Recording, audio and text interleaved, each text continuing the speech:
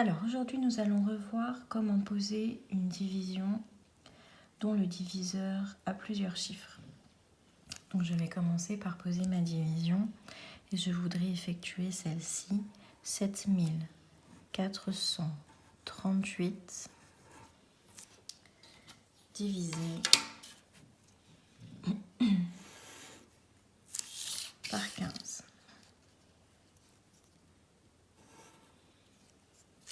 Donc la première étape qui est possible, si on en a besoin, c'est d'aller écrire la table de 15, qui évidemment nous ne connaissons pas par cœur. Ce n'est pas obligatoire, mais dans un premier temps, ça peut nous aider. Donc on y va.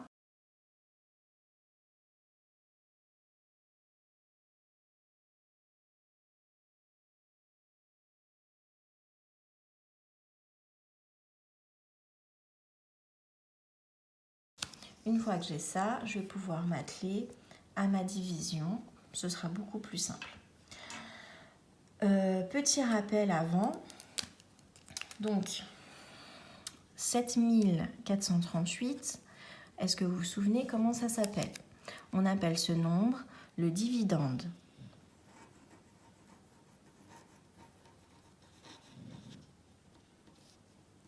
« 15 », rappelez-vous, c'est le nombre qui divise. On l'appelle le diviseur.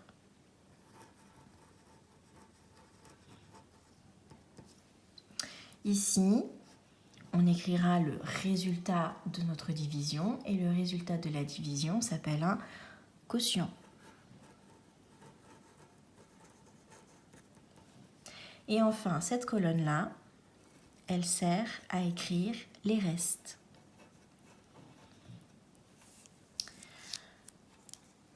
On continue. Pour les explications, je rappelle qu'ici nous avons la colonne des unités de 1000, des centaines, des dizaines et des unités. Alors, on regarde notre colonne des unités de 1000 puisque vous savez, toutes les opérations normalement, on commence à calculer la colonne des unités, mais pour les divisions, c'est différent, on commence à faire les partages sur les chiffres qui ont la plus grosse valeur, donc les unités de 1000 ici. Donc, si on commence à partager 7 en 15, c'est impossible puisque nous n'avons pas assez d'unités de 1000. Je vais donc échanger mes unités de 1000 en centaines. Et rappelez-vous, une unité de 1000 vaut 10 centaines.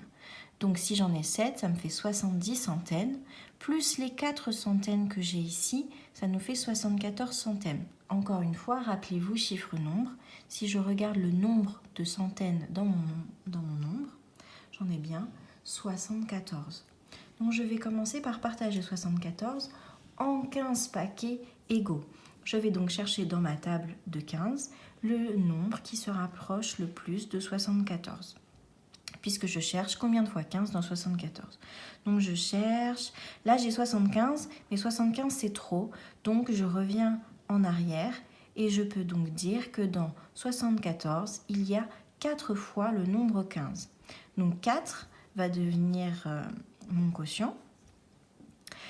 Si j'ai fait 4 fois 15, 15 paquets de 4 jetons, alors j'ai distribué 60 jetons. Mais moi, j'en avais 74. Donc là, c'est simple.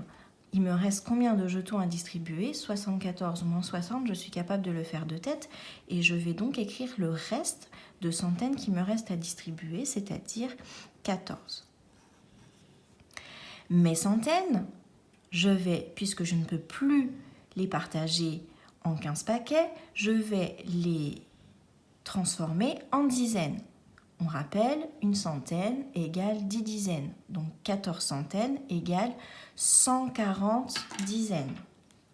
Sauf que des dizaines, j'en ai déjà 3. Donc je vais ajouter mes 140 dizaines et mes 3 dizaines. C'est pour ça qu'on dit communément, on abaisse le 3, on descend le 3 et que bien souvent, on fait une petite flèche pour que vous puissiez vous souvenir qu'il faut descendre le chiffre. Mais descendre le chiffre, en fait, ça a une signification. Donc je vais recommencer. Je vais partager 143 en 15 paquets égaux. Je vais donc regarder combien de fois j'ai le nombre 15 dans 143. Je regarde dans ma table, il faut que je me rapproche de 143 sans dépasser. Donc si j'arrive à 150, je dépasse. Donc je vais prendre 135 jetons. J'ai donc fait 15 paquets de 9 jetons. Et là, je vais me poser la question, puisque j'en ai distribué 135, combien de jetons me reste-t-il, puisque je cherche les restes, à partager? Soit j'arrive à le faire de tête, soit je prends un petit brouillon et donc j'en ai distribué 135. Mais moi, je veux savoir combien il reste pour aller à 143. Il suffit d'utiliser la leçon les compléments à la dizaine supérieure. Entre 135 et 143, j'ai 140. Et là, c'est facile, regardez. 135 pour aller à 140, je sais que c'est 5. 140 pour aller à 143, je sais que c'est 3.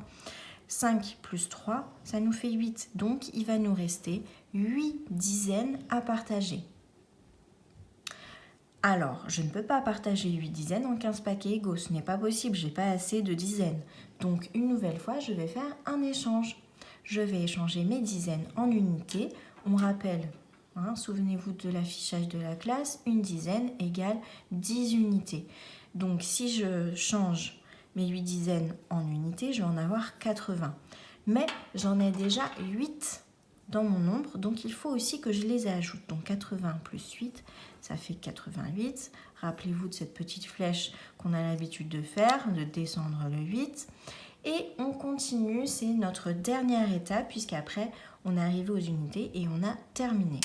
Donc, combien de fois 15 dans 88? Je vais chercher dans ma table de multiplication le produit qui va se rapprocher le plus de 88 sans le dépasser. Donc là, c'est 75, puisqu'après, je dépasse, c'est 90.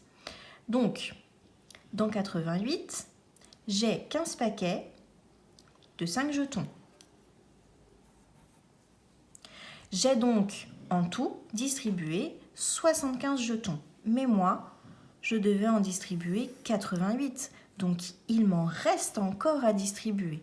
Eh bien, j'utilise exactement la même méthode. Les ajouts à la dizaine supérieure, je vais aller chercher 75 pour aller à 80, ça fait 5, 80 pour aller à 88, ça fait 8, et 8 plus 5, ça fait 12. Donc il me reste 12. Et là, j'ai terminé ma division. 7438 partagé, divisé en 15 paquets égaux.